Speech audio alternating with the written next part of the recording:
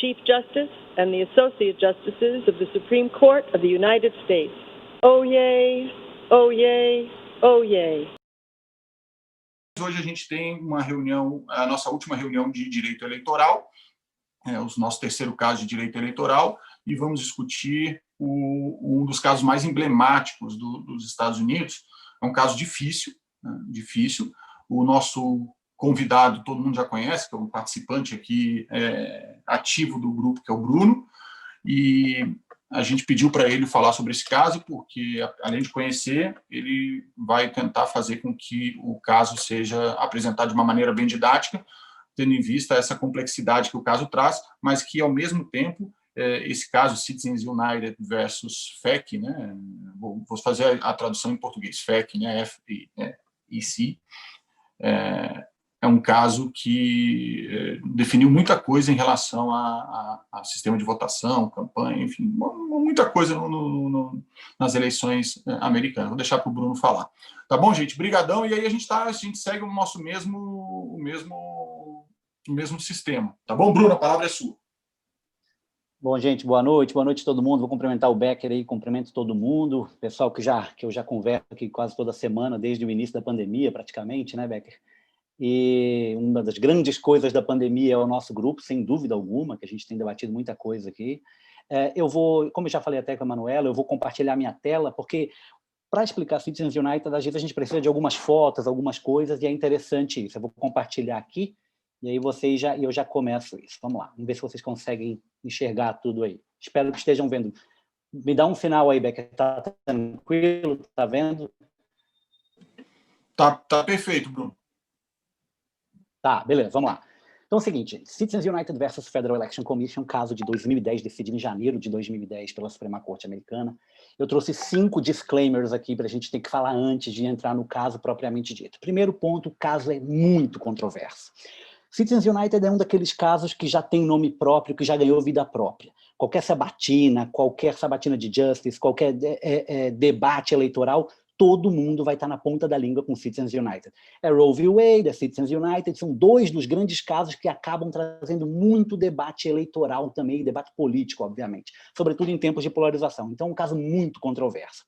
Ponto número 2, é um caso cheio de detalhes técnicos, processuais e detalhes técnicos de campaign finance, de financiamento eleitoral, que são muito minuciosos. Eu tento tirar um pouco isso na minha apresentação. Eu quero mostrar um pouco mais o panorama do caso para a gente tentar entender ele da melhor forma possível. Então, ponto número 3, eu vou trazer aspectos gerais dele, sobretudo no que diz respeito à primeira emenda e financiamento eleitoral e a imbricação de primeira emenda com financiamento eleitoral. Ponto número 4, para a gente entender Citizens United versus Federal Election Commission, é o seguinte: ele é definitivamente um test case. A gente já falou sobre test cases aqui, ele é um caso pensado, ele é um caso planejado, ou seja, houve um planejamento nesse caso para tentar demonstrar algo na Suprema Corte e reverter uma situação jurídica que existia em um determinado momento. Então, ele é definitivamente um test case, um caso planejado. E o ponto número 5, só para introduzir, eu vou tentar aqui fazer uma análise o mais imparcial possível, obviamente, e jurídica, até porque o tema traz muito debate político, mas acho que o debate político a gente faz depois. Eu vou tentar trazer esse panorama jurídico e depois a gente faz o debate político na parte dos debates. Eu tenho que trazer um contexto histórico. É impossível explicar Citizens United sem um mínimo, um slide de contexto histórico para entender a força e a proeminência da primeira emenda e do Bill of Rights americano e que vai ter muita implicação no caso aqui em 2010. Então a gente teve lá o nascimento da nação, colônia, Revolução Americana, o jugo britânico, Jorge III, Fera Rei, 60 anos lá, o rei britânico por 60 anos, e nesse cenário todo, as colônias passaram pelo processo revolucionário, político, ideológico, de 65 a 83, lá em 1700, mais ou menos, e o que se discutia, se eu fosse colocar uma frase, o que se discutia na Revolução Americana, era basicamente se os colonos americanos seriam tratados ou não como ingleses, como Englishmen. E, além disso, a discussão ia para outros 2 pontos. Saber até que ponto o parlamento britânico tinha autoridade nas colônias, em detrimento das assembleias locais, e saber até que ponto que os colonos praticavam o autogoverno, self-government. Então, disso tudo, desse contexto histórico, nasce aquelas frases tradicionais de panfletos que a gente conhece, que a gente vai estudar até tributário, quando a gente estuda, do tal do no taxation without representation, a questão da representação virtual, se os colonos eram virtualmente representados lá no Parlamento Britânico, aquela guerra de panfletos que havia na Inglaterra e nos Estados Unidos, a Revolução e depois a guerra. Disso tudo, é interessante a gente tirar que veio os 3 grandes documentos jurídicos que acabam fundando a nação americana. Primeira Declaração de Independência, 76, lá com Thomas Jefferson, o 4th of July. Depois disso, aquilo que pode ser considerada a primeira Constituição americana, os Articles of Confederation, lá em 77, 81, ele entrou em operação. E depois a Constituição de 87. Aquela de 87 entra em operação lá com 11 estados em 89. Qual que era a grande discussão aqui? Por que eu trago esses 3 documentos grandes jurídicos do nascimento da nação americana? Porque a discussão da Constituição, ou da Constitutional Convention, da Convenção Eleitoral Constitucional, e depois a própria ratificação da Constituição pelas colônias, ela trouxe um grande debate, que é o famoso debate federalistas contra os antifederalistas. A dúvida era, a Constituição deve trazer um Bill of Rights, uma Carta de Direitos? E isso era uma grande dúvida, porque alguns estados, como por exemplo a Virgínia, que era o estado mais famoso, George Washington, James Madison, Patrick Henry, todo mundo, os grandes nomes da Revolução praticamente eram da Virgínia. A Virgínia tinha uma declaração de direitos, a Inglaterra tinha uma declaração de direitos de 100 anos atrás, que veio com a Revolução Gloriosa, lá em 1688, depois o English Bill of Rights em 89, e tinha a própria Magna Carta, em 1215, pode ser considerado um Bill of Rights também, uma espécie de... E a Constituição, como tinha sido aprovada em 87, não tinha. Então, esse debate federalistas e antifederalistas, ele vai discutir isso. Olha, a gente vai ter um Bill of Rights ou não aqui na nossa Constituição. E qual foi a saída? A saída de Madison, né, foi propor as 12 primeiras emendas à Constituição americana. Nós foram propostas em 1789, até como agradar os antifederalistas, porque havia uma certa resistência ali naquele debate constitucional. E dessas 12 emendas propostas, 10 foram aprovadas, a terceira até a 12ª. A primeira tratava lá de razão de eleitor e representante, não foi aprovada. A segunda, curiosamente, acabou sendo aprovada 202 anos depois. Ela foi proposta em 1789 e aprovada em 1992, a 27ª emenda, que fala da remuneração dos parlamentares, né, dos congressistas. E a primeira emenda, que era a terceira proposta por Madison, acabou sendo aprovada e é que vai trazer o Freedom of Speech, que vai ser tão interessante aqui, tão importante para debater Citizens United. Eu quero só fazer, nessa questão, nesse contexto histórico, eu gosto de recomendar um livro, eu até mostro aqui, depois eu mostro no final. Por quê? Porque é um livro de um autor brasileiro, é do Marcel Novaes. Eu não conheço ele, eu fiquei amigo dele na internet, nessas eras de internet, e o mais interessante, ele não é um jurista, ele não é da área do direito. Marcel, ele é um professor de física da Universidade Federal de Uberlândia, e ele escreveu esse livro que traz todo esse contexto histórico da formação da nação, é O Grande Experimento, o nome, e eu recomendo para todo mundo, sobretudo porque é um livro não eminentemente jurídico, é um livro de história, escrito por um professor de física, é um livro sensacional para tu entender toda essa ideia desses documentos jurídicos e da relação metrópole, né? Na verdade, a relação colônia, os colônios nos Estados Unidos com a metrópole no UK, lá na Grã-Bretanha. Então, o que a gente tem de Freedom of Speech, da primeira emenda? Aqui vocês podem ver a primeira emenda original ali em cima e eu coloco o texto embaixo. O importante da primeira emenda, para a gente entender Citizens United, é entender que existe, numa análise de anatomia da primeira emenda, toda uma ordem lógica para ela. Se a gente for pegar a primeira emenda, ela vai dizer, o Congresso não pode fazer uma lei falando do estabelecimento de religião oficial, proibindo o exercício religioso, diminuindo a liberdade de expressão ou de imprensa, diminuindo o direito de assembleia pacífica, o direito de reunião, e o direito depois de peticionar ao governo sem medo de represálias e tal. Existe no texto da primeira emenda uma análise de anatomia de ordem lógica que vai dizer o seguinte, em primeiro ponto, você tem a liberdade de pensar e de ter a sua religião própria, então é uma questão interna. Depois você avança para ter a liberdade de expressar aquilo que você pensou internamente. Você avança mais um pouco e, além de expressar, você pode propagar suas ideias através da liberdade de imprensa. Depois de propagar suas ideias através da liberdade de imprensa, você tem o direito de associação e reunião para debater essas ideias expressadas e propagadas. E, num quinto momento, na verdade, num quarto ou quinto momento aqui, você vai ter a liberdade de peticionar o governo para requerer algo daquilo que você começou lá internamente a pensar, expressou, propagou na imprensa, debateu e reuniu em público e vai pedir ao governo. Então, essa anatomia lógica da primeira emenda, ela é muito importante, sobretudo para a liberdade de expressão, liberdade de imprensa, e tem uma construção jurisprudencial muito ampla, sobretudo no último século nos Estados Unidos. E eu digo isso porque aqui é um dos valores fundamentais da nação americana, do nascimento da nação, e que vai ser muito colocado em discussão em Citizens United. Qual é a força que tem essa liberdade de expressão, inclusive no fundamento da nação americana? Se a gente for pegar a Suprema Corte, a ideia que hoje se tem muito concreta é a ideia do Marketplace of Ideas, um mercado de ideias.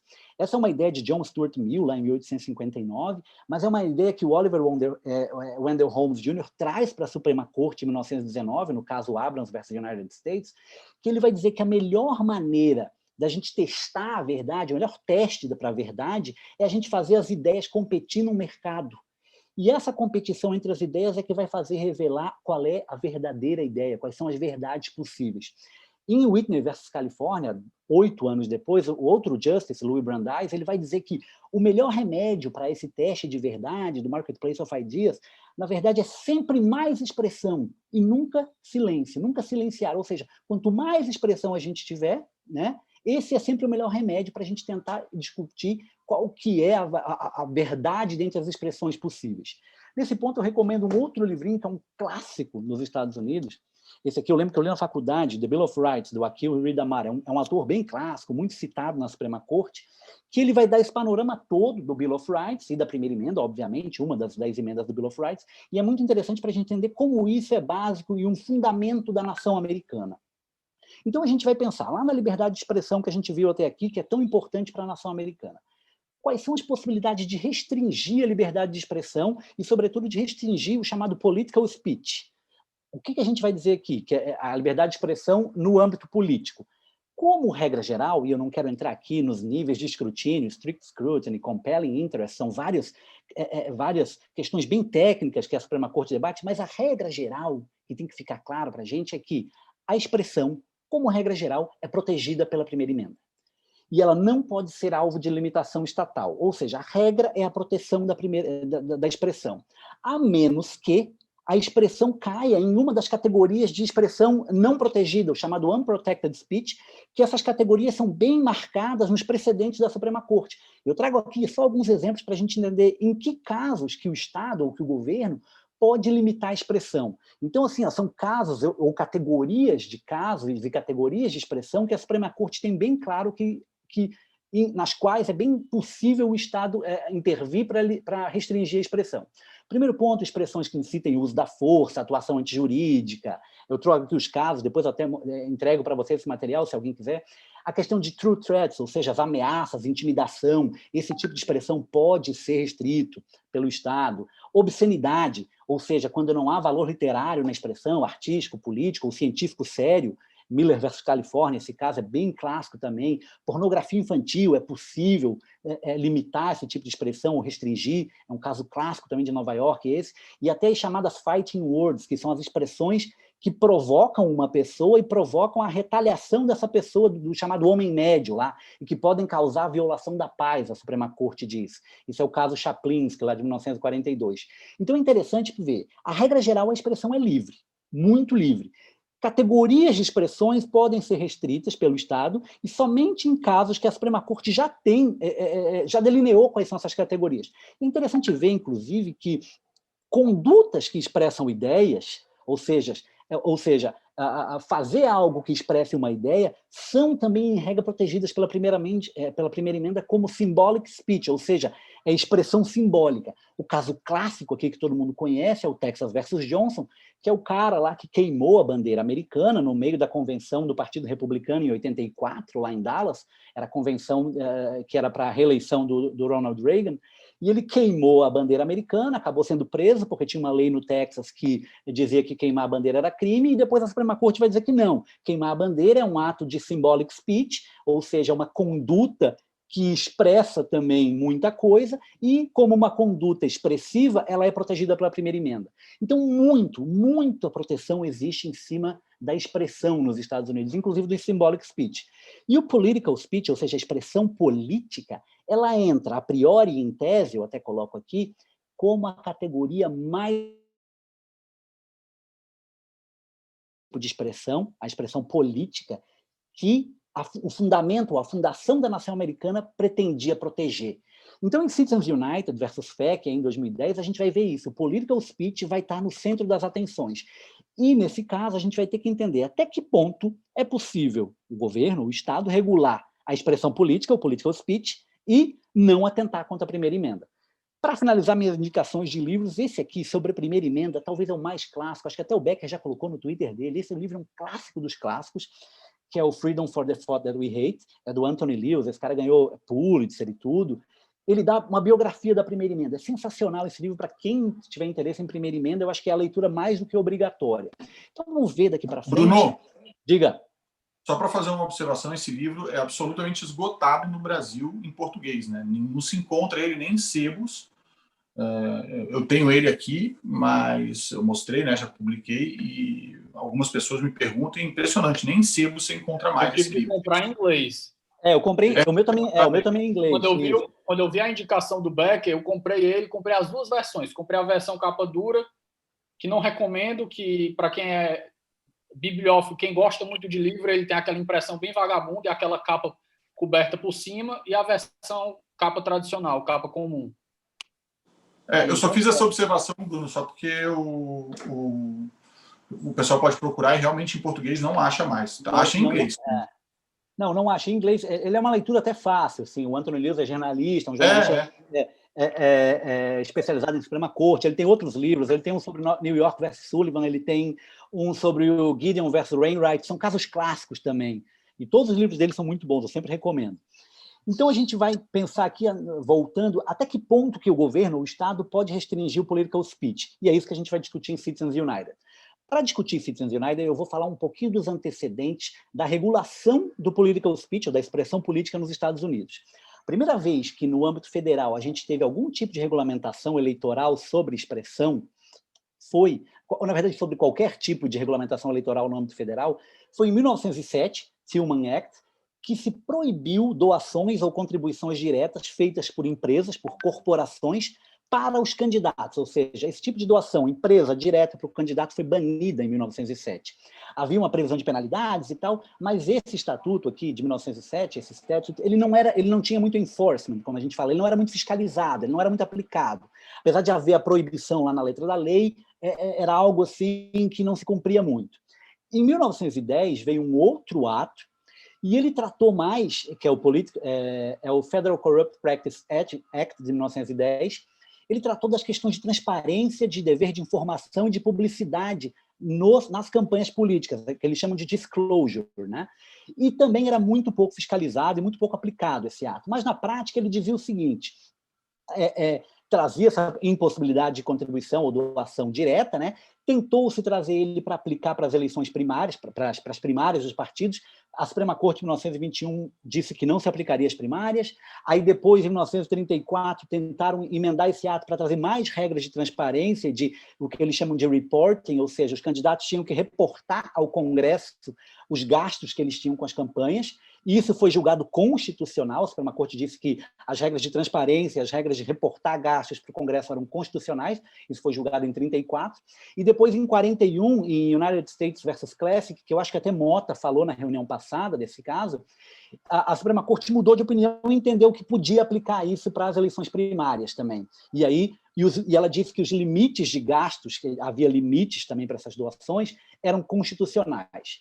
Depois de 1910, em 1947, veio esse Taft-Hartley Act, que ele vai dizer o seguinte, é uma outra lei que vai proibir os gastos independentes por sindicatos ou corporações a favor ou contra candidatos. A gente já vai explicar daqui a pouco o que são gastos independentes e qual é a diferença deles entre os gastos diretos do comitê eleitoral de cada candidato. Mas ele é interessante porque ele proibiu gastos independentes. E em 1971, tentando aperfeiçoar esse sistema todo e vendo que esse sistema era muito pouco fiscalizado, não havia quem fiscalizasse essas leis, em 71 houve esse FEC, que é o FICA, que eles chamam, que é o Federal Election Campaign Act, e ele foi emendado em 74 para criar a famosa Agência Reguladora Americana das Eleições, que é a Federal Election Commission. Ela foi criada em 74. E essa emenda para criar ela foi para tentar aperfeiçoar o sistema e trazer um órgão, um ente, uma entidade, essa agência reguladora, que fiscalizasse essas campanhas eleitorais. E isso tudo veio muito em função do escândalo de Watergate. Ou seja, polêmica, tudo eleitoral com Nixon ali, e a gente veio depois para ter a Federal Election Commission como uma espécie de salvação para tirar a corrupção das eleições americanas. Então, em resumo, o que a gente tinha antes de Citizens United? Proibição de doação direta por empresas, sindicatos para os candidatos, proibição de gastos independentes de empresas e sindicatos contra ou a favor de candidatos, e regras de disclosure, ou regras de transparência, bem, até certamente fortes e válidas, e declaradas constitucionais pela Suprema Corte. E o que aconteceu logo depois de 74, quando criou-se a FEC? O que aconteceu na Suprema Corte? É um caso que é impossível explicar Citizens United sem ele, que é Buckley versus Valeo, de 1976. A discussão aqui em Buckley versus Valeo era a seguinte: contribuições, ou seja, doações para direta para o candidato e gastos independentes, uma pessoa fazendo um gasto independente tentando propagandear um determinado candidato, elas foram consideradas pela Suprema Corte como protegidas pela primeira emenda, ou seja, money is speech, eles diziam, né? O dinheiro aqui é expressão, ou seja, era protegida. E isso era muito importante para se entender que se podia-se ou não instituir limites de contribuição e limites de doações para as campanhas eleitorais. E o que ficou decidido lá em Buckley versus Valeo? Para as contribuições, ou seja, para as doações para os candidatos em si, os limites para eu, Bruno, por exemplo, doar para um candidato, a Suprema Corte disse o seguinte: não, eu te limitar, ou a lei que te limitar isso não viola a tua primeira emenda, não viola a primeira emenda, não viola o teu direito de livre expressão e associação. Porque existe um interesse mais importante a proteger, que é a corrupção, que é um interesse governamental suficientemente forte para fundamentar um limite de doações individuais, de indivíduos para campanhas. E os gastos independentes, Buckley v. Valeo vai dizer isso lá na Suprema Corte, a Suprema Corte diz o seguinte: olha, eu não posso proibir, eu não posso limitar gastos independentes. Se o Bruno for um milionário, ele quiser gastar o dinheiro dele, ele mesmo fazendo campanha para o Trump ou para o Biden, vamos imaginar naquela época, em 1976, eu não posso dizer que ele tem um limite de gastos, porque eu vou estar barrando a expressão dele, vou estar barrando o political speech, e o fundamento de se prevenir corrupção, ele não justifica barrar esses gastos de uma pessoa com political speech. Então, qual foi o resultado prático de Buckley versus Valeo? A criação, sobretudo, um grande crescimento dos PACs, que a gente vai entender o que é daqui a pouco, que são os Political Action Committees, são um comitê político, basicamente. Eles tiveram esse grande crescimento. E o que eles fazem, os PACs? Eles advogam a expressão política, eles fazem campanha, basicamente, política, a partir de gastos independentes, e não de doações de pessoas ou de corporações. Então, assim, você não pode doar para o candidato, ou você não podia, lá naquele momento, doar para o candidato, porque tinha limites e tal, mas você podia doar para o PAC, para esse comitê político. Então, as corporações acabavam doando para os partidos, que era permitido, não podiam doar para a campanha de um candidato em si, mas podiam doar para os partidos, e podiam doar com uma manobra contábil, que era chamado pelos fundos segregados das corporações, elas podiam doar para os PACs. Ou seja, uma empresa que queria apoiar um determinado candidato, ela doava para um PAC que ela sabia que estava fazendo campanha política para aquele candidato, né? Então, ela fazia isso. Em 1978, nesse caso chamado Bellotti, que é First National Bank of Boston versus Bellotti, consolidou-se na Suprema Corte, então, a tese que já estava mais ou menos resolvida com Buckley versus Valeo, mas foi consolidada aqui em 78, de que as corporações, ou seja, empresas, corporações, pode ser ONG, né, non-profit ou for-profit, restou consolidado aqui que elas têm os direitos de free speech, elas têm free speech rights, ou seja, a corporação tem direito de expressão, inclusive, e, sobretudo, expressão política, political speech. Por que se decidiu isso? O que era esse caso? Nos Estados Unidos, como vocês devem saber, em cada uma dessas eleições, em cada eleição que existe, existem várias ballot initiatives. O que são? São basicamente plebiscitos, referendos e consultas. Eu lembro do Colorado, para saber se legalizava a maconha ou não, na Califórnia sempre tem. Eu lembro quando eu morava lá, eu via a cédula, tinha 20 perguntas para o cara votar sim ou não. Então, que você não está votando num candidato, mas você está votando numa política pública, né? Em Bellotti, foi permitido pela Suprema Corte que as corporações usassem dinheiro para promover as suas políticas nessas ballot initiatives, ou seja, nos plebiscitos, ou referendos ou consultas. E o que a Suprema Corte decidiu aqui? Ela disse, olha, O direito de tentar influenciar uma eleição é algo fundamentalmente protegido pela primeira emenda, pelo free speech, o political speech, e é algo para a qual a primeira emenda foi efetivamente trazida, e algo para a qual os debates constitucionais e o Bill of Rights eles servem justamente para isso, para proteger o political speech. Então, ali ficou claro que as corporações têm esses direitos também de free speech. Em Austin versus Michigan, aí 12 anos depois, em 1990, essa é uma decisão das mais controversas possíveis. O que ficou decidido era o seguinte: a gente estava lá, as corporações estavam doando via segregated funds, via manobra contábil para os PACs, as pessoas tinham limite. E aí, em 1990, a Suprema Corte disse o seguinte: olha, na prática, um estado, um determinado estado, aqui foi o caso do estado de Michigan, se ele legislar proibindo que corporações usem o seu dinheiro de caixa, né, para apoiar ou fazer oposição ao candidato, essa lei é constitucional, essa lei estadual. Muito embora houvesse essas leis estaduais que proibiam, havia sempre a manobra contábil dos fundos segregados. A empresa tirava um dinheiro com uma manobra contábil e conseguia doar para um PAC. Então, esse era o panorama que se tinha até 90. Em 2002, e aí começa a grande questão do Citizens United, em 2002, o senador John McCain e o senador Feingold, um republicano e um democrata, por isso que o nome do ato aqui é o Bipartisan Campaign Reform Act, é um ato de reforma de campanhas bipartidário, foi proposto por um senador republicano e um democrata. Ele veio, em 2002, essa lei, dizer o seguinte: olha, o que a gente quer aqui para evitar mais problemas eleitorais é limitar o chamado soft money. Soft money é o seguinte: é o dinheiro que se pode doar para partidos e para esses PACs, por corporações e sindicatos, né? E não para a campanha do candidato em si. Ou seja, havia a possibilidade de doar esse soft money, que era um dinheiro utilizado mais para registrar eleitores, para fomentar o comparecimento nas eleições, que o comparecimento não é obrigatório, e esse ato, essa lei, tentava limitar o uso desse tipo de dinheiro também. E o segundo ponto da lei, que vai entrar no grande problema de Citizens United, era o seguinte: esse ato de 2002, ele proibia os chamados os anúncios, filmes e mensagens na grande mídia, que são os advocacy ads, e proibia que fossem pagos por corporações, mesmo aquelas sem fins lucrativos, mesmo as non-profit. Por exemplo, lá aquelas Right to Life, Planned Parenthood e Citizens United, que a gente vai ver aqui. Ou seja, esse ato de 2002 proibia essas campanhas independentes, esses gastos independentes, com anúncios, filmes e mensagens de mídia. E qual que era a proibição que tinha? Essas mensagens, esses anúncios, não podiam mencionar um candidato 30 dias antes da primária ou 60 dias antes das eleições. E o que aconteceu? Isso foi, de certa forma, contestado na Suprema Corte pelo senador Mitch McConnell, daí o caso Mitch McConnell versus FEC, 2003. Só que a Suprema Corte falou, nesse caso, muito mais da questão do soft money, né? Ela não entrou muito nos advocacy ads, nos anúncios e filmes e mensagens. Então, o que a Suprema Corte disse aqui em McConnell versus FEC?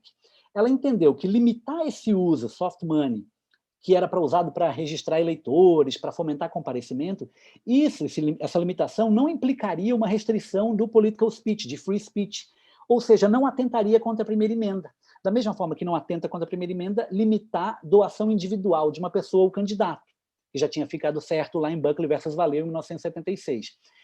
Essa restrição ela seria justificada para prevenir ameaça de corrupção, com largas contribuições para tentar fazer com que mais gente fosse votar e tal.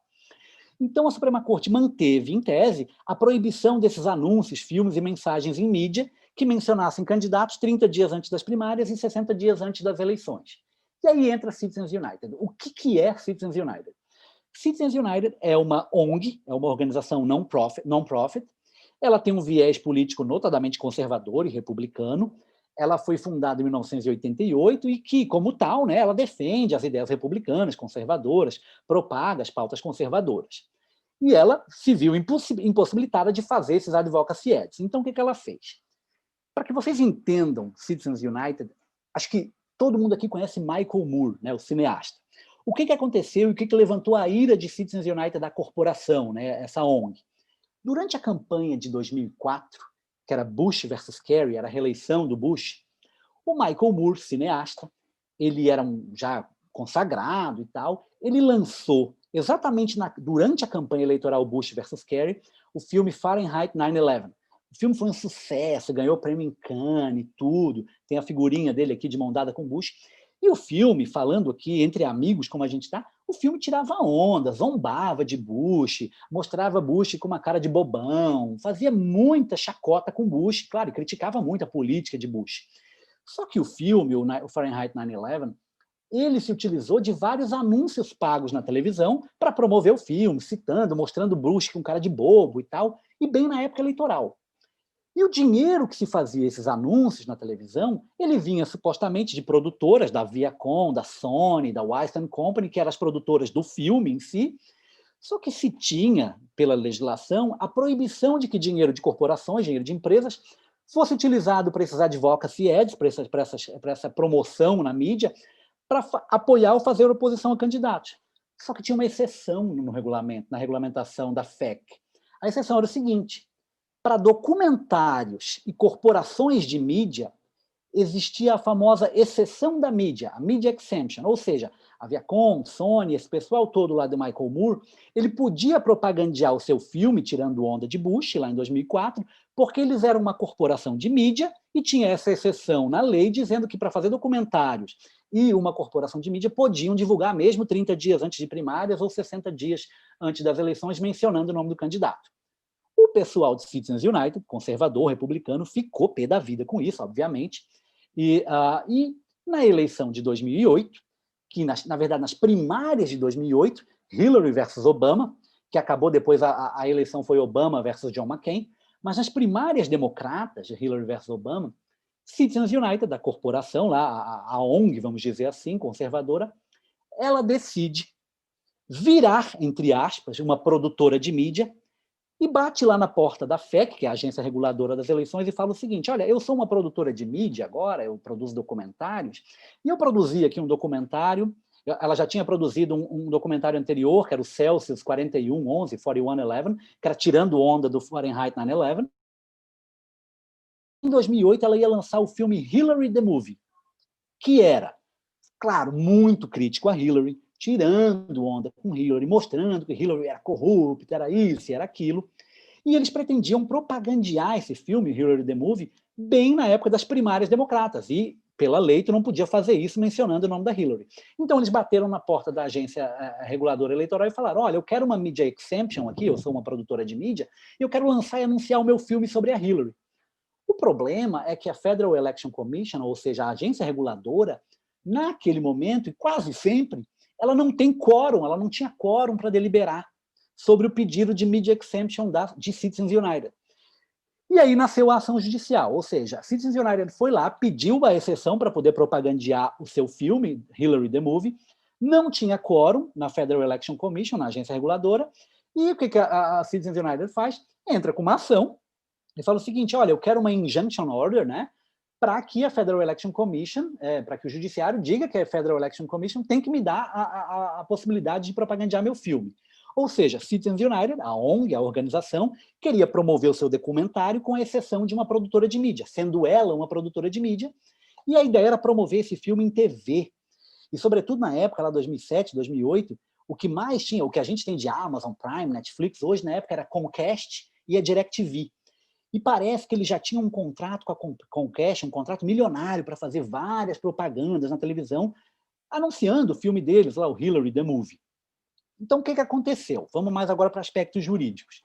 Em dezembro de 2007, Citizens United, a ONG, vai lá e ajuiza uma ação, né, e pede essa espécie de liminar, uma injunction order, e fala o seguinte: olha, a história lá de que existe essa restrição para eu propagandear o meu filme 30 dias antes de primária e 60 dias antes das eleições, e a proibição de que isso seja pago com dinheiro corporativo de gente que não tem a exceção de mídia, isso conflita com o meu direito corporativo, enquanto corporação, de free speech e political speech, e confronta a primeira emenda. E aí o Citizens United vai falar: olha, eu sou uma corporação, eu tenho direito de expressão, de acordo com Buckley versus Valeo e de acordo com Bellotti, lá de 76, 78, e eu não quero nem saber de media exemption, eu quero propagandear meu filme. A Corte Distrital, ela negou a liminar, vamos dizer assim, dizendo que a Suprema Corte já tinha decidido isso em 2003, lá em McConnell versus FEC, que a gente viu. E o que a Corte vai dizer? Olha, Esse teu documentário aí, Hillary the Movie, ele é um advocacy ad, ou seja, tu quer propagandear algo que tem relação com campanha eleitoral. Você e Citizens United não tem essa media exemption, a exceção da mídia, né? E vocês querem divulgar menos de 30 dias antes das eleições das primárias, dos democratas, não pode, não te dou a liminar, o judiciário disse. E aí vem um detalhe processual, que até Becker vai gostar, porque o ato lá de 2002, o McCain-Feingold Act, fala que nesses julgamentos que envolvam a matéria da Federal Election Commission, se você perder, teoricamente, ali na primeira instância, você não vai para uma Court of Appeals. Você pode somente ir direto para a Suprema Corte. Ou seja, tu não passa pelo TRF, se fosse no Brasil. Tu perde lá no juízo de primeira instância, tu vai direto para o STF, teoricamente. Então, lá eles perderam a Injunction Order, né? Desafiaram isso direto na Suprema Corte, ali no finalzinho de 2007. E esse atalho processual eles utilizaram, né, da lei para ir direto para a Suprema Corte. E qual era a Suprema Corte que a gente tinha ali na época em Citizens United versus FEC? O Chief Justice Roberts, mais Scalia, Thomas e Alito, os conservadores, 4. Os liberals, né, os mais progressistas, Stevens, Breyer, Ginsburg e Sotomayor, 4-4. E o clássico swing vote, ele estava no auge de sua vida de swing vote, o Kennedy, aquela indicação republicana, cheia de controvérsias, que depois muda, não muda. E todo mundo mais ou menos sabia que é o seguinte, 4 iam voltar para cá, 4 vão voltar para lá, e o Kennedy ninguém sabia o que ia fazer. Então, o que aconteceu? Algumas curiosidades aqui, eu sei que Cláudia vai trazer algumas depois, mas eu quero trazer alguns pontos do julgamento em si. Em final de 2007, a liminar foi negada lá na primeira instância, a Citizens United foi para a Suprema Corte, em novembro de 2008, a Suprema Corte decidiu que ia julgar o caso, né, o granted certiorari, ou seja, ela aceitou o caso, e marcou os argumentos orais para março de 2009. A eleição já tinha acabado, já não tinha nem mais sentido a questão do filme da Hillary e tal, mas como era um test case, era um caso planejado, Citizens United tinha todo o interesse de ver aquilo julgado, é claro. Então, nos primeiros argumentos orais, após muito debate, né, muita dúvida, a Suprema Corte, em algo que não é tão comum, na verdade é bem incomum, ela não quis julgar e ela solicitou novos argumentos orais para setembro daquele ano, para o próximo termo, né, para o termo seguinte. Só que no primeiro, o que foi muito definitivo para que tivessem segundos argumentos orais foi uma pergunta do Alito, na verdade, e do Chief Justice Roberts, na época, que eles perguntaram durante os debates orais o seguinte, olha só, então o Estado aqui está me dizendo que o Estado teria poder de banir um livro, por exemplo, aqui a gente está falando de um filme, mas o Estado teria, por exemplo, o poder de banir um livro inteiro, editado por uma corporação que seja, 500 páginas de livro, que na última linha tivesse o seguinte, vote em José, vote em Maria. Se tivesse um livro de 500 páginas, na última frase do livro seja essa, o Estado teria o poder de banir esse livro. E aí o Deputy Solicitor General, que é quem estava defendendo o ato lá pelo governo Obama na época, ele ficou todo constrangido, mas ele respondeu sim. O Estado teria esse poder de proibir um livro, seja físico ou digital, até houve um debate sobre isso, caso esse livro fosse publicado ou distribuído por uma corporação ou por um sindicato, e ele falasse vote em Zé, vote em Maria. Isso soou muito mal, fizeram várias analogias, inclusive com a queima de livros do nazismo e tal, analogias às vezes exageradas, a imprensa fez isso, e foi marcado então os segundos argumentos orais. Os segundos argumentos orais, que foi em setembro de 2009, talvez tenha sido a maior briga de gigantes da Suprema Corte nos últimos 20, 30 anos, em termos de quem estava lá dentro. Eu trago até as fotos aqui para vocês. Em setembro de 2009, quem estava lá fazendo os argumentos por Citizens United era Ted Olson, esse carinha aqui da esquerda. Ted Olson simplesmente foi o advogado de Bush versus Gore, né, que Cássio falou, né, aqui para a gente há 2 semanas atrás, 3 semanas. Ele era o advogado do caso Bush versus Gore, e depois, quando Bush ganhou, ele virou o Solicitor General de Bush. Ele estava por Citizens United. Como amicus curiae pelo Mitch McConnell, senador, estava Floyd Abrams, esse segundo senhor carequinha, que talvez seja o maior advogado americano, talvez da história, em primeira emenda. Esse cara é um animal, vamos dizer assim, em primeira emenda. Um dos melhores advogados do país em primeira emenda. Então a gente tinha esses 2 superstars de um lado e 2 superstars do outro também. Defendendo o ato como o atual Solicitor General, nesses segundos argumentos, estava a Helena Kagan, que um tempinho depois virou ministra, inclusive virou Justice da Suprema Corte. Ela era Solicitor General do Obama na época. E como amicus curiae, pelo John McCain, que era o autor lá da lei de 2002, ele e outros senadores, estava Seth Waxman, que tinha sido Solicitor General de Clinton. Ou seja, a gente tinha 3 Solicitor Generals, o atual e 2 anteriores, e o maior advogado de primeira emenda, numa briga de gigantes aqui em Citizens United. E o que ficou decidido? Agora eu vou tentar explicar um pouco para vocês isso. O que se decidiu e algumas curiosidades do julgamento.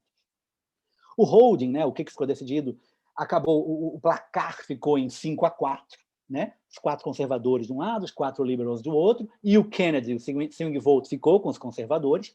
Mas é interessante notar que houve 5 opiniões aqui nesse julgamento. Houve a do Kennedy, que todo mundo que ganhou aderiu. Houve a do Justice Stevens, que todo mundo que perdeu aderiu.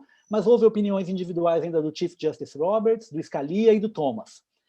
Primeiro de tudo, eles disseram o seguinte, olha, McConnell versus Feck 2003 e Austin versus Michigan está expressamente overturned, né? A gente, página virada. E qual foi a opinião aí que prevaleceu, né, no 5-4, que era a opinião vencedora do Kennedy? Se consolidou ainda mais uma vez que a liberdade de expressão no seu âmbito político, o political speech, é talvez o maior valor fundamental protegido pela primeira emenda, e ele se aplica às corporações, ou seja, as corporações têm direito ao political speech, à proteção. Os indivíduos, obviamente, têm, mas as corporações têm, buscando em Belote, lá em 1978, isso. Existe a proibição de contribuições diretas a candidatos por empresas, ou seja, doação direta proibido, beleza, contribuições. O que não existe, no entanto, é limite de uso de dinheiro de corporações em gastos independentes. Ou seja, o escopo de Citizens United, que era discutir se o filme poderia ou não ser passado, foi completamente aumentado. E aí a estratégia do Ted Olson e do Floyd Abrams ali, que eram os advogados, querendo ou não, de Citizens United, deu muito certo, porque eles conseguiram fazer do limão uma limonada. Eles conseguiram transformar um caso que tratava de proibir ou não um filminho lá da Hillary, que ele criticava a Hillary, na maior mudança em termos de financiamento eleitoral que se pode ter tido aqui nos Estados Unidos nos últimos anos. Então, o que ficou definido ali? Não tem limite de uso de dinheiro de corporações para gastos independentes. O gasto independente aqui seria Citizens United, ali no caso, promovendo o seu filminho lá nas eleições, antes das eleições da Hillary, né? Das primárias, na verdade, democratas. A opinião ainda do Kennedy vai dizer que o political speech é indispensável à democracia, seja para pessoas físicas, naturais ou para corporações, e que essas regras de transparência, que eram várias e são várias até hoje, são plenamente constitucionais, mas simplesmente proibir gastos independentes de pessoas com opinião política, não doações para candidatos, mas gastos independentes, essa proibição afrontaria a primeira emenda, a proteção ao political speech. Então, o Kennedy vai dizer, olha, se a primeira emenda tem alguma força entre a gente, essa força reside em proibir o Congresso de multar ou prender cidadãos ou associações de cidadãos por se engajar em political speech, ou seja, expressão política. O Justice Thomas ele ainda ia mais além aqui, e ele falava que existia até um direito ao anonimato em termos de expressão política, mas ele era um voto bem singular e vencido nesse ponto. Os perdedores, os 4 perdedores, no voto do Justice Stevens, vão dizer o seguinte, é até engraçado aqui o voto do Stevens, porque é o seguinte, na Suprema Corte, geralmente se lê em plenário apenas o voto vencedor. Se tem o dissent, né, geralmente não são lidos. O Justice Stevens aqui ficou tão pé da vida nesse caso, que ele mesmo perdedor, ele exigiu praticamente, ele leu quase o voto dele inteiro, de 90 páginas em plenário.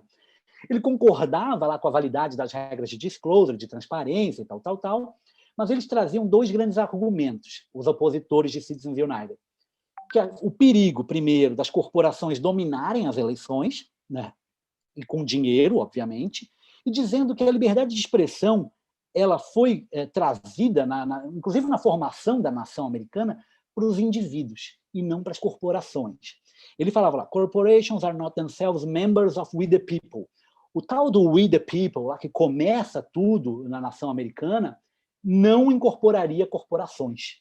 Era só indivíduos. Essa era, vamos dizer assim, a tese dos perdedores. Então, o que a gente tem como decorrências aqui disso tudo, né? Primeiro, uma grande curiosidade. Depois dos debates, eu posso até mostrar o filminho de 40 segundos sobre isso, que é engraçadíssimo. A decisão da Suprema Corte foi tomada em 21 de janeiro de 2010, dizendo, olha, então, a partir de agora, as corporações podem utilizar seu dinheiro, não para doar diretamente para candidatos, mas para os comitês, que a gente vai ver, os PACs e os Super PACs. Para os PACs depois não pode, mas agora hoje só pode para os Super PACs, eu já explico isso direitinho. Mas é basicamente para dizer que as corporações podem gastar dinheiro com gastos independentes, não doando para o candidato em si, que tenham expressão política. Então, 6 dias depois da decisão da Suprema Corte, teve o State of the Union, que tem todo ano, o presidente vai lá no Congresso, junta todos os congressistas, senador, os representatives, os ministros da Suprema Corte, os justices vão lá, e é televisionado, ao vivo, aquela coisa toda. E o Obama, 27 de janeiro de 2010, 6 dias depois do julgamento, ele vai lá e fala, o Obama tem uma oratória excepcional, conheço poucas pessoas que têm uma oratória tão boa quanto o Obama, e ele, daquele jeito dele, fala, olha, semana passada, a Suprema Corte reverteu um século de lei e de precedentes que eu acredito que abrirá as comportas para interesses específicos, incluindo de corporações estrangeiras, ao gastar sem limite nas eleições americanas. E aí o Obama completa, olha, eu não acho que as eleições americanas devem ser financiadas por interesses de poderosos da América ou, pior, por entidades estrangeiras. Quando ele falou isso, cerca de 30 segundos, a frase dele, os 9 justices da Suprema Corte estavam bem na primeira fileira, que eles ficam no State of the Union, e o Justice Alito estava assim vermelho de raiva. Ele só balançava a cabeça e falava, not true, não é verdade isso. Ele contestava o que o Obama estava falando ali sobre a Suprema Corte. Um detalhe que eu acho que é interessante falar aí desse embate é que o Obama fala de que corporações estrangeiras iam dominar as eleições americanas, mas a gente tem que ser honesto com os fatos aqui. Citizens United não trata 1 centímetro sobre gastos de corporações estrangeiras. Nada. E quando a gente vai ver... Existe até um caso que foi decidido no Circuit Court de D.C., lá de Colômbia, pelo hoje Justice Kavanaugh, que vai tratar de dinheiro estrangeiro, proibição e tal. Isso acabou nem chegando na Suprema Corte. Mas a verdade é que Citizens United lá em 2010 não falava nada disso. Então, assim, o pessoal ficou muito bravo com esse discurso do Obama, falando que os estrangeiros iam dominar, iam comprar as eleições americanas e tal. E aí a gente tem que analisar as consequências, as decorrências da decisão no ambiente político americano. Primeiro de tudo, a gente vai entender, houve um aumento exagerado nos gastos de campanha ou não? Se a gente olhar os gastos de campanha, a gente olha lá, 2008, eu separei aqui só as eleições presidenciais, né? Existe uma linha evolutiva de aumento de gastos, é inegável, mas para as eleições presidenciais, as mais importantes do Executivo Federal, em 2008, por exemplo, foram gastos aí, em valores ajustados 2,8 bilhões. Em 2012, 4 anos depois, diminuiu 200 milhões, foi para 2,6 bilhões. Em 2016, foram gastos 2,4 bilhões, diminuiu um pouquinho. E aí, se a gente olha lá nas eleições de 2016, que foram a última eleição completa presidencial, a gente vê que a Hillary, por exemplo, ela angariou, né, levantou, como eles falam, 400 milhões a mais do que o Trump em dinheiro. E quando a gente vai lá ver esse dinheiro que, teoricamente, Citizens United acaba possibilitando, que são os dinheiros que vão, hoje em dia, para os Super PACs, que eu já vou explicar o que é, está lá embaixo, nesse quadrinho, a Hillary também angariou mais dinheiro do que o Trump nesse quesito de financiamento eleitoral. Então é interessante porque é uma crítica muito grande dos democratas, eu quero não ser tanto político aqui, mas é uma crítica muito grande dos democratas, mas eles são os que acabam mais utilizando, né, os Super PACs e esse tipo de financiamento. Mais algumas decorrências que é interessante a gente colocar aqui, para me encaminhar para o final, é o seguinte, a Suprema Corte, com Citizens United, ela validou, disse que são constitucionais as regras de transparência ou de disclosure, ou seja, inclusive os Super PACs acabam tendo que, de alguma forma, fazer algum tipo de divulgação de onde que vem o dinheiro dele, e a agência reguladora lá, que é a FEC, é quem vai fazer esse tipo de fiscalização, e essas regras têm sido permanentemente aperfeiçoadas pelo Congresso, inclusive para os Super PACs, como eu falei. Obviamente que um bom advogado eleitoral vai conseguir vários atalhos para que essas regras de transparência sejam dribladas. Se a gente botar o Mota lá, ele vai conseguir dar um jeito nisso aqui, né? Um bom advogado eleitoral, eu tenho certeza, e isso todo mundo fala nos Estados Unidos, que consegue acabar driblando, de alguma forma, as regras de transparência lá dos super PACs. Mas é interessante ver que não houve, em termos absolutos, um aumento gritante de gasto corporativo, de gasto de empresas nas eleições americanas. O que teve de aumento foi o chamado dark money. O que é o dark money que eles chamam? O dark money é um dinheiro que é quase impossível de você rastrear de onde ele veio, porque é dinheiro que vem de ONGs, vamos dizer assim, de non-profits, porque essas entidades, pela legislação tributária e eleitoral americana, elas acabam não se submetendo a essas regras de transparência de seus doadores. O doador acaba tendo que divulgar, mas quem recebeu, que é essa entidade, não precisa divulgar, ou tem várias regrinhas para atenuar esse tipo de transparência. Então, basicamente, o que ocorre é o seguinte, se você quer doar, hoje em dia, né, você, corporação, doa para uma ONG e a ONG doa para um super PAC. Né? Existe um caminho, se você quer esconder um pouco o seu dinheiro. E aí, esses non-profits, que são os campeões de dark money, né? A gente tem vários famosos. Tem a NRA lá, que é a National Rifle Association, é a Associação Nacional do Rifle, da arma, não do rifle. É a clássica lá do Charlton Heston, falecido, né? Charlton Heston, que era o presidente, ganhou até Oscar de melhor ator por Ben-Hur. Ele era o clássico presidente da NRA. E essas entidades, os Chambers of Commerce e tal, que são todas non-profits, são todas ONGs, elas acabam recebendo muitas doações e acabam jogando via Super PAC para fazer campanha política. Então, a questão é a seguinte, houve uma explosão de gastos corporativos? A resposta é não. Né? Não aumentou assim, tanto os gastos corporativos em campanhas. Não é o que ocorreu na prática, sobretudo diante das regras de transparência. Por quê? Porque as empresas, estrategicamente, elas não querem muito vincular o seu nome num ambiente tão polarizado como a dos candidatos. As empresas acabam pensando, olha, não vou vincular aqui com A ou B porque eu posso sofrer um backlash. E aí tem um exemplo clássico. O supermercado, a rede, né, Target, que compete com o Walmart nos Estados Unidos, em 2010 ela fez uma doação pequena, até de $150 mil, para um grupo, para um PAC, para um super PAC, lá na época, que apoiava Tom Emmer. Esse cara era candidato ao governo de Minnesota, em 2010. E ele era anti-gay, assumido, ele se opunha a casamento homossexual e tal, ele era bem forte nisso, e o Target tinha doado para ele, e isso, quando foi divulgada essa doação de uma empresa para esse cara, que era tão polêmico, houve uma onda de protesto gigante, o pessoal foi na porta do Target, lá da loja, queria fazer protesto, devolvendo os produtos, fazendo boicote e tal. E o Target sentiu na pele que essas regras de disclosure são importantíssimas, né? O Target foi publicamente, se desculpou, tal. E isso eu trago um exemplo só, apenas de vários, para ver como as empresas acabam tendo que agir estrategicamente aqui, que vocês querem fazer algum tipo de doação, mesmo que para super PACs e tal. Então, a grande decorrência, isso que eu quero explorar mais um pouco agora, de Citizens United é os chamados Super PACs. E eu tentar explicar aqui, que é muito técnico isso, mas eu vou tentar explicar da forma mais rápida e compreensível possível. Se a gente juntar a Citizens United, a decisão, com uma outra decisão, que eu não vou entrar na especificidade dela, que é Speech Now versus FEC, a gente acabou tendo duas espécies de comitês políticos que podem fazer gastos com políticos que não os próprios candidatos. Você indivíduo, hoje em dia, pode doar um limite para o seu candidato, até um determinado limite estabelecido em lei. Se você quiser doar mais, você acaba doando para as PACs e super PACs.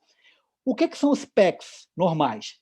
Eles não podem aceitar doação de empresas, sindicatos, eles se submetem, os PACs, ao limite de doação individual também, mas a diferença é que eles recebem esse dinheiro, que não pode ser de corporações e de sindicatos e limitado individualmente, mas os PACs, podem doar para o candidato.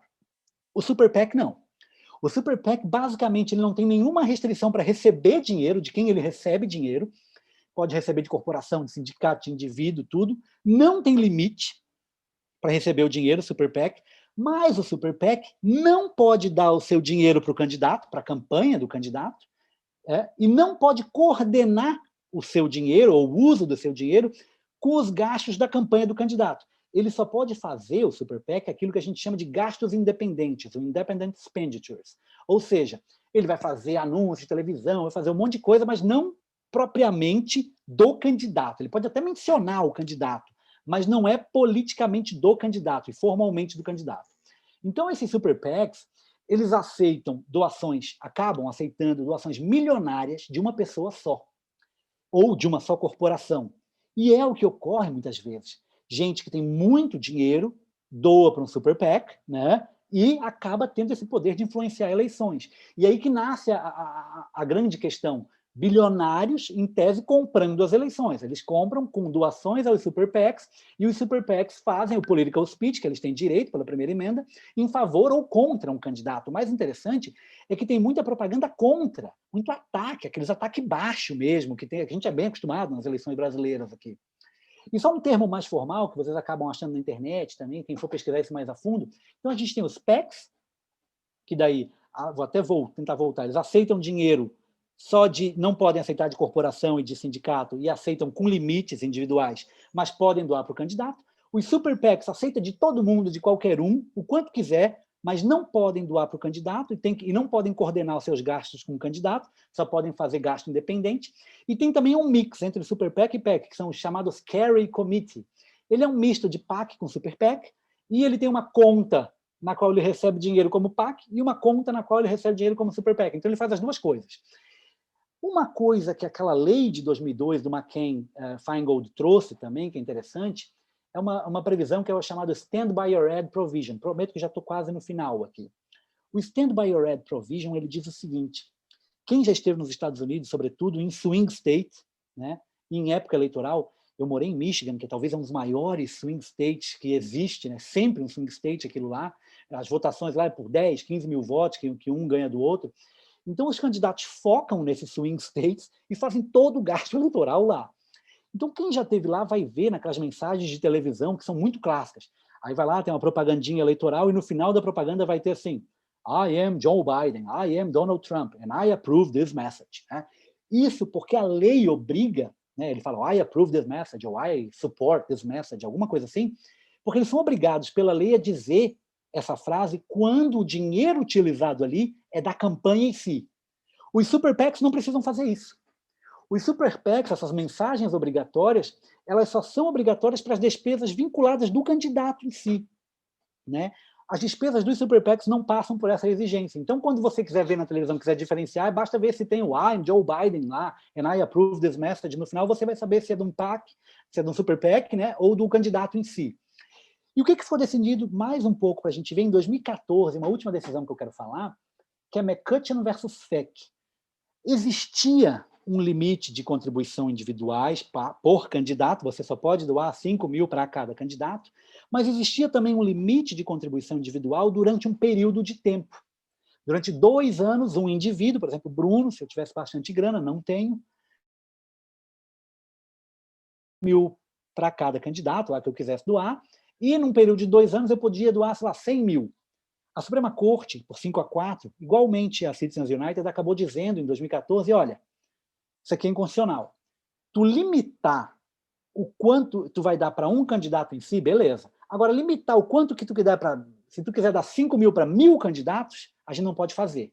Então, essa limitação temporal, ela foi declarada inconstitucional.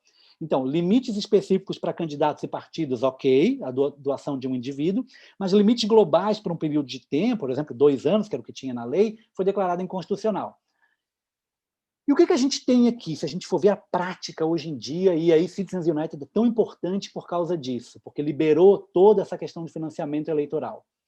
O financiamento via Super PACs, né, Super PACs, ele acaba indo para todos os cargos. Eu estou falando muito aqui de eleição presidencial, mas isso vai para a eleição do Congresso, eleição de governador, tem Super PAC para tudo aqui, né? PAC, Super PAC, Carry Committee, para tudo.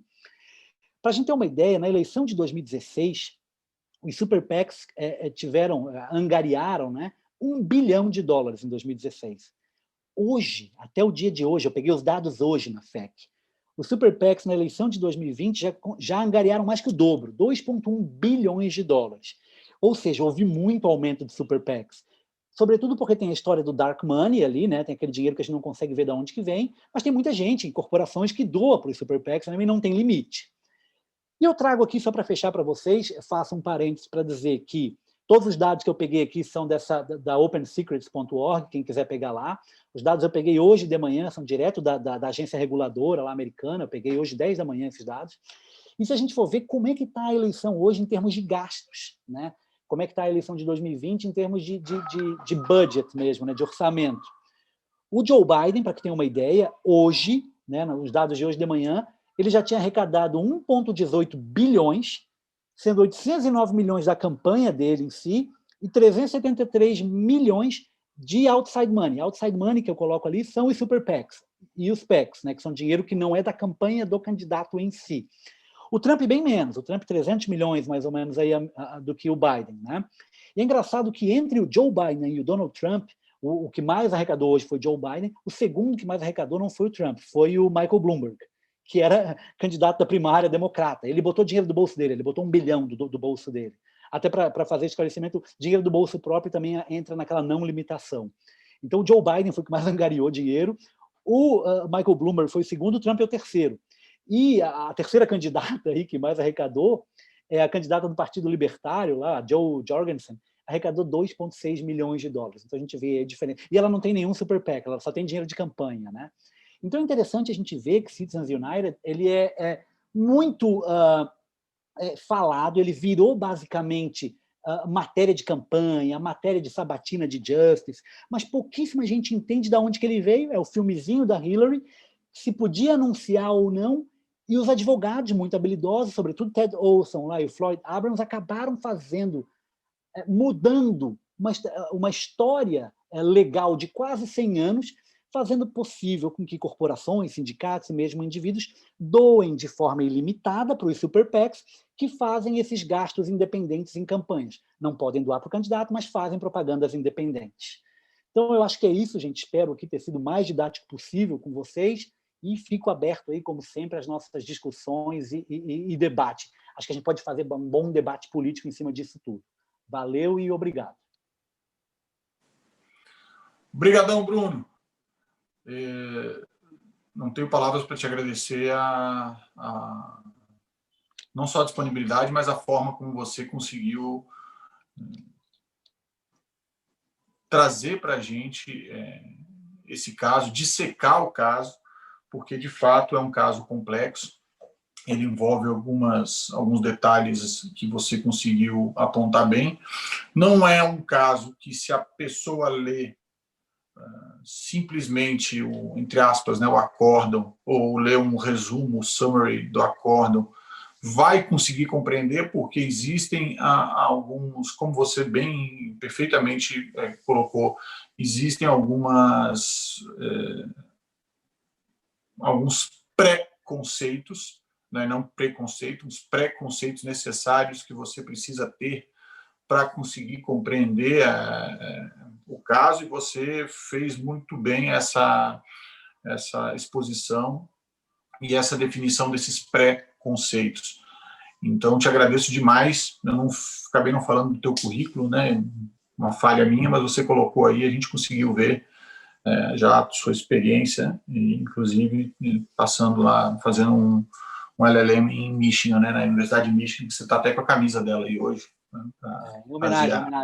Homenagem a Michigan. Bom, Bruno, enquanto o pessoal vai se inscrevendo aí para a gente debater esse caso e tudo mais, eu queria te fazer umas perguntas. Na verdade, assim, fico até com curiosidade minha, como você dissecou bem alguns pontos, eu fiquei com algumas... Na verdade, não são dúvidas, mas são...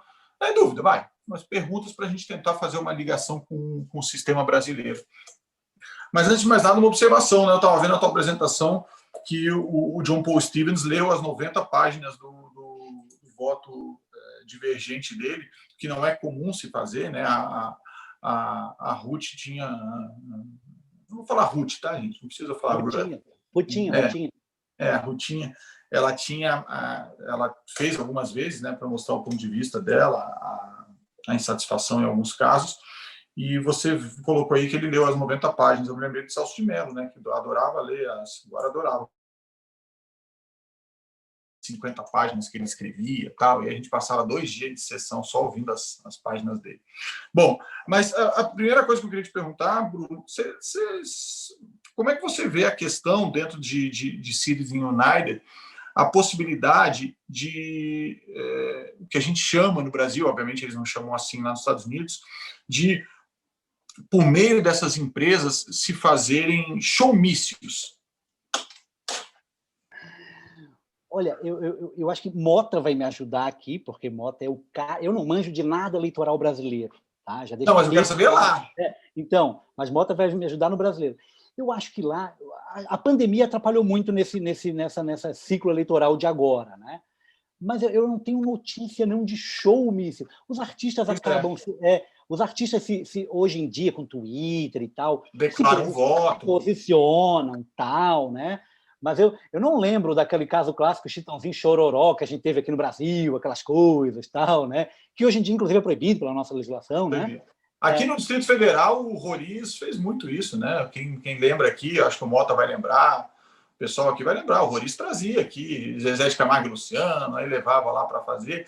Eu fiz essa pergunta, Bruno, muito por conta do que você falou de empresas e da possibilidade da diferença dos tipos de empresa e até do filme da Hillary, né? Que é o mote do Citizen United. E aí me chamou a atenção isso, como seria um showmício nos Estados Unidos, em relação à possibilidade não contratada direto, obviamente, pelo candidato, mas contratada por uma dessas empresas e falar, eu quero que agora o YouTube faça uma apresentação, paga lá o cachê do YouTube, deve ser 2 milhões, 3 milhões de dólares, sei lá quanto, e durante a apresentação do YouTube vai ser transmitida pela... Não, certamente não pela Fox, né? Porque o YouTube, o Bono nunca apoiaria o Trump. Mas o YouTube faria a apresentação dele na CNN e aí no final da apresentação, durante a apresentação, ele declararia vários apoios ao Joe Biden. Como você vê isso aí a partir de Citizens? A grande questão foi até... Isso foi muito... Trazendo da questão artística da música para o livro, foi a pergunta do Chief Justice Roberts, lá no primeiro Oral Arguments, né? Se isso tivesse no livro, e no final do livro tivesse vote para Maria, eu posso banir o livro, né? E aí, claro, se isso fosse gasto por uma corporação. Hoje, com os Super PACs, né, eu não sei se tem alguma questão específica para artista, mas o Super PAC ele não tem essa limitação, em tese. O Super PAC ele recebe ilimitado de corporações, sindicatos, non-profit, né, ONGs e o que quer que seja, e gasta também, desde que ele não coordene a frase do acórdão, né? Eu vou chamar de acórdão porque a gente está no Brasil. A frase do acórdão, da opinião lá, ela é muito do Kennedy. Eles não podem coordinate, não sei o quê, dos seus budgets com o candidato em si. Aí eu não sei se um showmício entraria nisso de coordenar, né? Nessa vedação. Eu fiz essa pergunta também, Bruno, porque assim, da tua explicação, essa decisão ela tem um certo tom de hipocrisia, né? Porque não a decisão, desculpa, não a decisão, o caso em si tem um certo tom de hipocrisia, porque a gente imaginar que um Super PAC desses vai atuar absolutamente independente do candidato ao qual ele apoia, pô, não tem como você imaginar isso, né? Agora eu sou aqui um cara, eu vou fazer filantropia para o Trump, eu vou fazer filantropia para o Biden. Pô, não tem como você imaginar isso. Então, quando você estava falando, eu vinha pensando nisso, nessas ideias, eu fiquei pensando, pô, tem uma certa hipocrisia por trás do caso, que é imaginar que isso vai ser feito sem, como você falou, teria que ver se isso foi coordenado com o candidato ou se isso foi feito de livre e espontânea vontade. O cara vai dizer, tá bom, foi feito, vamos lá, né, que ele prove que foi feito de livre e espontânea vontade, mas será que realmente foi feito? Entendeu? É a minha... Os Super PACs, eles têm quem gerencia esses Super PACs, geralmente são pessoas muito próximas ao candidato em si. Sim, exatamente. Né? E isso, se você vai fazer uma pesquisa, existem os grandes Super PACs, eu acho que os nomes dos Super PACs são muito engraçados, se você for fazer a pesquisa deles. É sempre um nome bonito, assim, ó, Priority USA, USA for the Better, é só coisa, os nomes bem bonitos dos Super PACs, né, esses comitês de ação política, e eles, quem acaba gerenciando, como eu te falei, é gente da cozinha do candidato, basicamente. É gente que está, querendo ou não, e aí a hipocrisia que você coloca, muito coordenado com o candidato. Ele faz o chamado gasto independente, ele não bota lá na conta do candidato e tal, mas aí a grande questão, eu até não abordei isso, um ponto interessante de colocar, é que os Super PACs, ele virou, depois de Citizens United, ele foi criado ali, na verdade, ele nasceu mesmo com aquela decisão de Speech Now versus PAC, que é 3 meses depois de Citizens, mas coordenando as duas. Ele foi criado mais para fazer o serviço sujo, vamos falar a verdade. Por quê? A campanha, vamos dizer que vamos falar Trump. Trump é candidato, tem 500 milhões lá, na campanha dele, dinheiro dele, que ele tem que falar lá no final, My name is Donald Trump and I approve this message. Nesse tipo de mensagem, ele vai fazer publicidade positiva, porque ele tem que dizer que no final é o Trump que está pagando. Então ele vai falar, eu vou criar emprego, America Great Again, tal, isso e aquilo, tal, a China, tal. Beleza, ele faz com o dinheiro dele. O Super PAC que apoia o Trump, ele não precisa ser bonzinho. Ele pode chutar na canela, tá entendendo? Ele pode dar canelada. Então, ele vai fazer o que eles chamam de bashing, né, lá. Ele vai bater no outro candidato. Aí ele vai falar Crooked Hillary, não sei o quê, na época lá em 2016 que ele falava. Vai falar sem combinar com o Trump, né? John Biden, tal. Então, o Super PAC, ele tem essa visão de muita publicidade negativa. Por quê? Porque ele justamente não submete àquela ideia de tem que dizer quem é que está pagando aquilo, né? Aquele anúncio, sobretudo. Então, eles vão lá num swing state, vão lá em Michigan, por exemplo, está muito pegada ali a eleição, vamos falar mal do Joe Biden aqui. Aí vem assim, a Associação pelo Melhoramento de Michigan, Super PAC, vai lá e faz uma campanha. Eles são, obviamente, trumpistas, vamos dizer. Eles falam, o Joe Biden vai acabar com tudo aqui em Michigan, o Joe Biden não vai dar bola pra gente, o Joe Biden... Falam mal do cara, tipo, na canela mesmo, e no final eles não precisam dizer quem são, porque eles vão dizer lá, Super PAC tal. Ninguém vai por isso que eu falei, por isso que a minha exposição foi, eu falei para você que no fundo a gente está diante de um pano de fundo disso tudo, a gente tem uma hipocrisia velada, né? Eu tenho um ponto aqui. Quando eu estudei primeira emenda, eu lembro que eu fiz uma disciplina de primeira emenda que era um semestre inteiro, assim, e era a disciplina que eu mais queria fazer quando eu estava lá.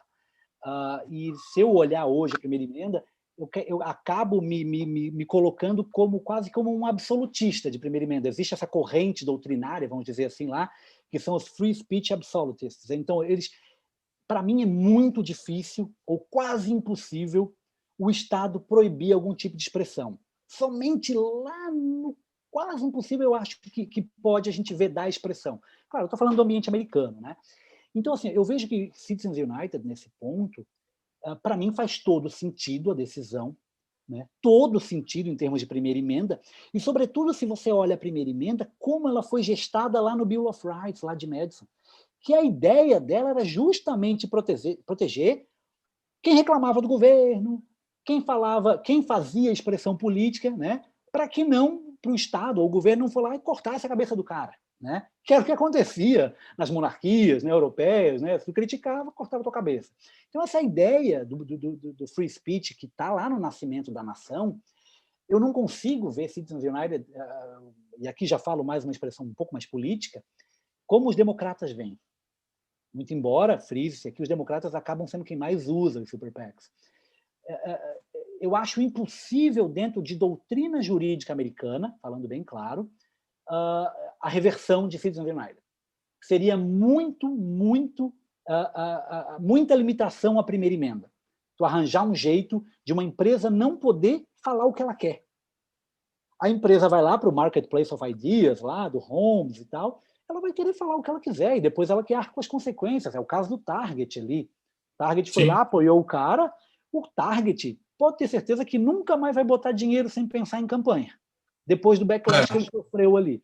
Ainda mais o tamanho que ele é nos Estados Unidos, né? Exato, é gigantesco. Então, o que eu vejo é o seguinte, em termos de primeira emenda, no pouco que eu sei, obviamente, eu estudei, mas eu sei muito pouco. Primeira emenda talvez a disciplina mais difícil. O cara me matava para ler os casos, me matava para estudar, era bem difícil, mas assim, eu não consigo ver, não consigo ter essa visão, vamos dizer assim, idealista que alguns democratas têm. Não, vamos acabar com o Citizens United, as corporações não vão mais botar dinheiro. Não tem, não existe isso, né? É. A expressão política ela nunca vai ser limitada por um statute, lá, por uma lei que vai dizer que pode isso ou não pode aquilo. Até porque os advogados vão achar brechas, os contadores achavam brechas lá em 1970 para fazer fundos segregados na própria empresa, para doar para os PACs na época.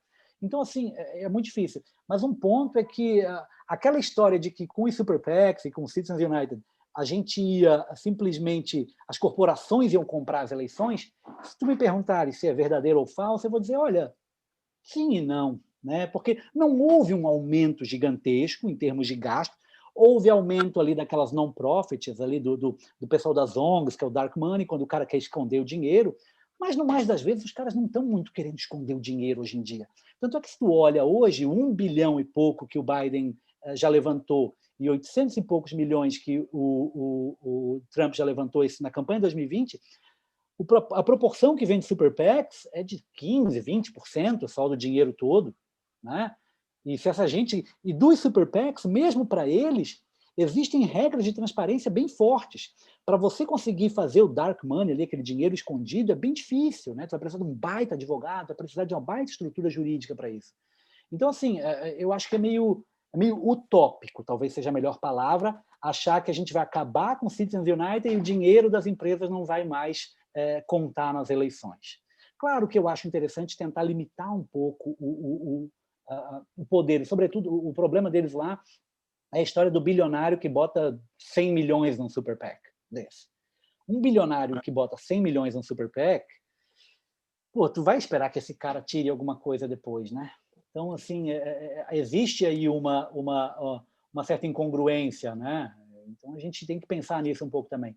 Mas eu acho que se a gente for para a raiz da primeira emenda, eu não consigo ver a Suprema Corte, mesmo se a gente tivesse com a Rutinha ainda, ou mesmo se não tivesse esse aumento conservador, vamos dizer assim, que é bem provável que tenha agora com a Amy Coney Barrett, mas mesmo uma corte um pouco mais à esquerda, eu acho muito difícil a gente bater em cima da primeira emenda, porque ela é muito fundamental para a criação americana, né? Os valores americanos como um todo. Bom, Bruno, eu vou passar aqui a palavra para as pessoas que querem falar. Só vou dizer para todo mundo que for ler esse livro que o Bruno indicou da primeira emenda, você vai sair mais ou menos com essa impressão do Bruno, porque os capítulos são divididos no livro de modo que você fala assim, pô, tudo pode, todo tipo de manifestação, toda liberdade de expressão é possível nos Estados Unidos, e o livro meio que defende isso, né? Mas é só um mini spoiler do livro.